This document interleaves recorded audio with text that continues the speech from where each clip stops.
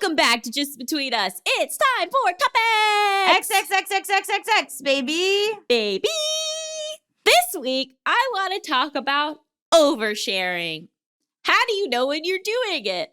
Online or in real life? What is the right amount to share? What do you think? I don't know. I think one of the things that I'm learning, because obviously I'm an overshare. Let's be real. And this was something that Shiva said to me, who's a wonderful therapist who's been on the podcast before. And she was saying, what is the reason for the share? Is it because you want this person to know it, or you want to share this information, or are you sharing as a compulsion? Or just I'm like trying to be like, let's be friends. So part of being friends is like you have to share stuff so that you can deepen the friendship. Yeah, but I think sometimes it's like sharing because it's like it's like you feel like, oh, I gotta share this. I'm gonna share. Like it's like, you know, and maybe this is more of an OCD thing, but like feeling like you have to share it versus feeling in control of the sharing. Yeah. And I think that that's kind of important. Yeah. Mal's compulsive overshare. Compulsive. Like we'll walk into a situation where they'll be like, I'm not gonna say this. Like this is the one thing like I can't say. 30 seconds in, they've said it. Yeah. I'm like, I don't have that. I'm like, what is happening? Like, we went to meet our new neighbors and they were like, come down. We're drinking around a fire or whatever. So I didn't want to go. Mal was like, I'm going to go for like 30 minutes and say hi. I go, okay. We're like rural where we are. I don't want to say what state, but we're rural. And they go, okay, well, when I go down there, I'm not going to say that I'm trans. And I was like, yeah, I think that's probably a good idea. Like, we don't know these people's politics. Like, you're going to be by yourself. Like, I think you shouldn't say that you're trans. I go down there half hour later when I was ready to go down. Mal goes, I told them I'm trans. I said, why did you do that? They were like, I don't know. It just came out. I'm like, what, not like you could have been killed, but you could have been killed. Like, it's just like they can't. So like, that's something that like, okay, if I know I don't want to share something and I find that I'm sharing it, that's something to work on. What do you do? Like, if you're in the middle, for you, Allison, like, how do you go, ah? I've gotten a lot better. This is something I've had to really learn because I used to say shit that I shouldn't say. Like this is like so stupid, but I will have these things where I'll be like, do not share that.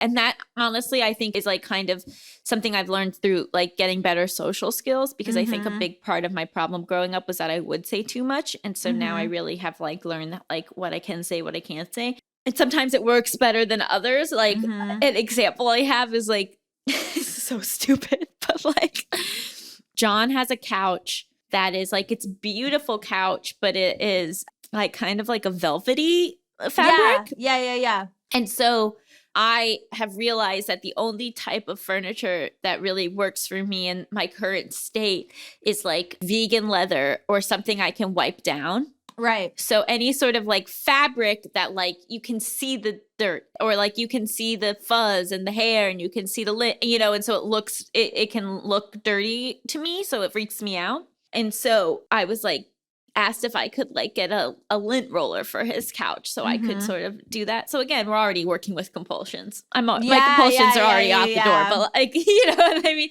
But in my head, I was like, okay, don't say that if we ever move in together that we can't have this couch.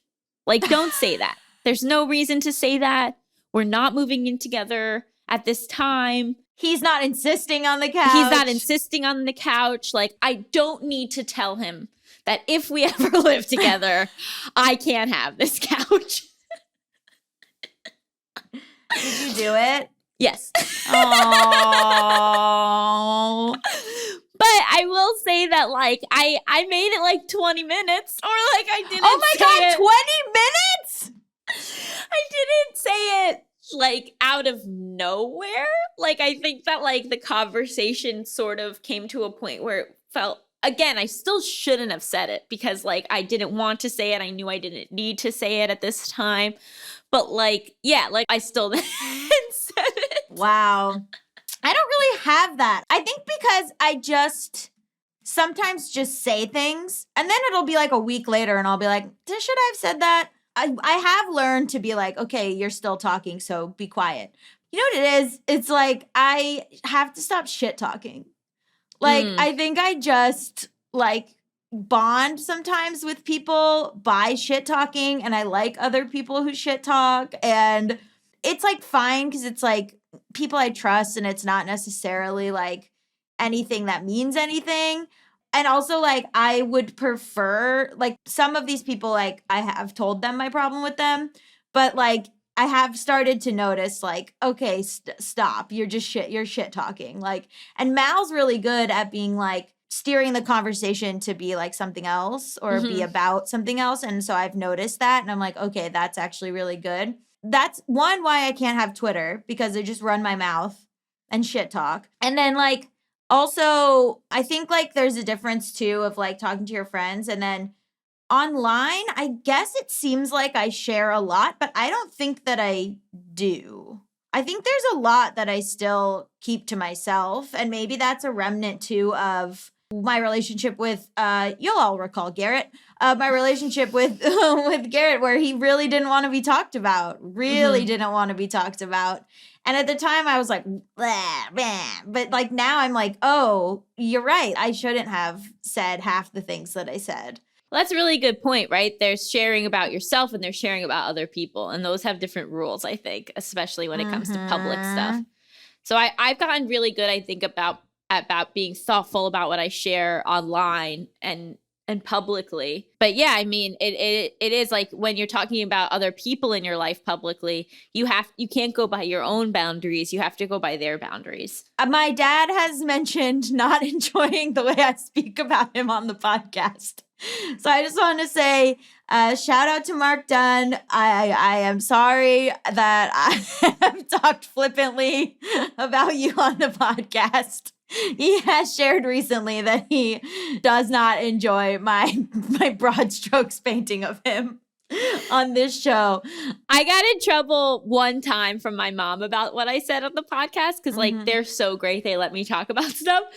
But it was like, so basically what I said was, I think we were talking about like astrology and you were talking about how like your family, like your mom went to psychics growing up and believes in all this stuff.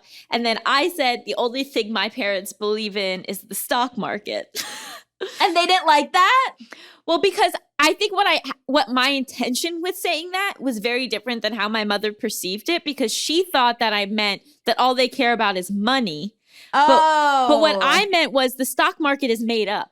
Like, I don't believe in, like, I think the stock market is astrology. Yeah, like, to me, the stock market is just as much bullshit as, like, all this other stuff. So that's, like, the one, like, thing that but she interpreted it in a different way. And that was, like, the only time I've ever gotten in trouble.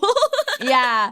Which I get based on how she interpreted it, but it's not what I meant, and that gets into the whole issue of all of it is, like, what we say isn't always interpreted right. No, I'm in trouble with my parents constantly. So I just want to give I'm sorry to Mark and Karen for the ways they have been portrayed on this show. And I would like to publicly say my parents care about a lot more than money. I just think that the stock market is bullshit and made up on people's like emotions versus like actual value of stocks. Yeah.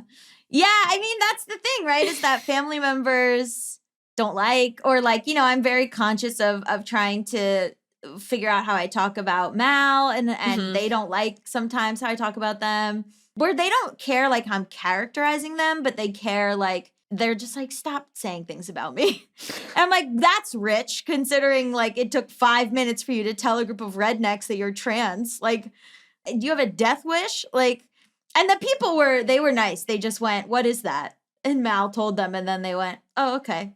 And like didn't care, which has been kind of like a blessing that they've had throughout, where like our elderly neighbor, Mal was like, I'm not going to tell Dita. And then Mal was like, I told Dita. And then Dita was like, oh, also like I remember with May, with my grandmother, sometimes I would say things just to shock her, just to see what she would do. Like I would just be so blatant about like sex or like sexuality or like bisexuality or like all this stuff just to see how like a 93-year-old woman would react to that. And she would always just kind of be like, whatever. But like my parents would be like, stop telling her stuff. But I think like, I don't know, sometimes it's good because it, it like challenges them. Yeah, I guess it's again looking at your motivations for the sharing. So I would say like shock value, maybe not the healthiest reason to share something, but for somebody to understand you better, for you to feel like by sharing your story, other people will feel less alone. I think that's a main motivator for me in a lot of ways. But also be aware of forced intimacy. Sometimes people really overshare and it's so that you will share and then it's like forced intimacy.